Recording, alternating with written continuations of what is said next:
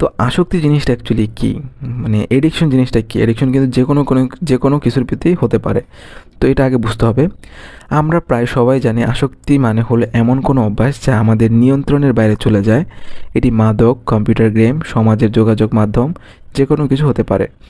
তো সিম্পলি আসক্তি মানে কি জানো? একটা কাজ যখন তোমার জন্য ক্ষতিকর, বাট তুমি নিজেকে কন্ট্রোল করতে পারো না, তোমাকে এই কাজটা বারবার করতেই হয়, সেটাকে বলা হয় আসক্তি।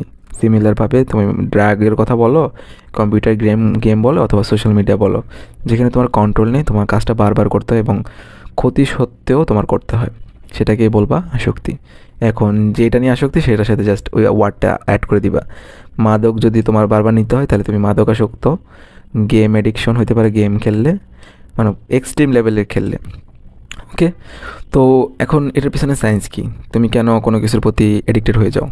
হয় সেটা গেম এডিকশন হোক অথবা সোশ্যাল মিডিয়া এডিকশনই হোক। আমরা যখন বারবার এক কাজ করতে থাকি তখন মস্তিষ্কে এক ধরনের ডোপামিন নিঃসৃত হয়, যা আমাদের আনন্দ দেয়। এই আনন্দের অনুভূতি ক্রমেই আমাদের অভ্যাসের রূপ নেয় এবং এক পর্যায়ে এটি আসক্তিতে পরিণত হয়। ডোপামিন কখন রিলিজ হয় জানো? যখন তুমি অনেক পরিশ্রম করে কোনো সাকসেস অর্জন করো, তখন তোমার ডোপামিন রিলিজ হয়।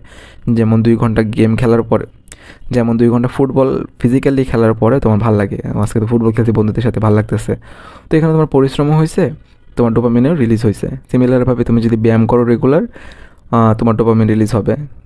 ভালো খাবার খাও, তোমার ডোপামিন রিলিজ হবে।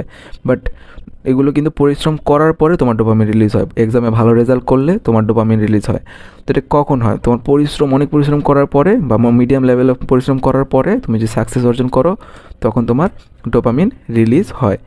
বাট একটা সমস্যা হচ্ছিল, মাদক, কম্পিউটার গেম, সামাজিক যোগাযোগ মাধ্যম, এগুলো এমনভাবে ডিজাইন করা হয়েছে যে এগুলি যখনই তুমি চালাবা তখনই তোমার ডোপামিন রিলিজ হবে। তো এখন সমস্যাটা কই? সমস্যাটা হচ্ছিল এগুলির জন্য তোমাকে পরিশ্রম করা লাগতেছে না, তুমি ইনস্ট্যান্ট ডোপামিন রিলিজ করতে পারতেছো এবং আনন্দ পাও। যার ফলে সমস্যা কি? তুমি পরিশ্রমমূলক কাজ আর করতে চাও না, এই কাজগুলোই, পরিশ্রম ছাড়া যেই কাজগুলো তুমি করো সেগুলি বারবার করতে চাও এবং এগুলির প্রতি তুমি অ্যাডিকশন হয়ে যাও শুধুমাত্র ডোপামিন রিলিজ করার জন্যই। বুঝতে পারছো যে সমস্যাটা কোথায়? তো তুমি এই কাজগুলি বেশি করো।